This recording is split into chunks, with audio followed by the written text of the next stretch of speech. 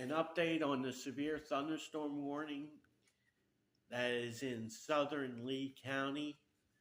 It is now in the southeastern um, part of the county.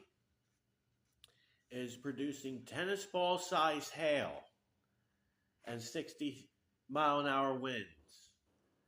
So I hope your vehicles or animals are in safe places. Locations impacted include Hobbs, Monument, Nadine, Eunice Airport, Oil Center, and Lee County Regional Airport. A tornado watch remains in effect until 8 o'clock Mountain for southeastern New Mexico and western Texas. I will be back with further updates.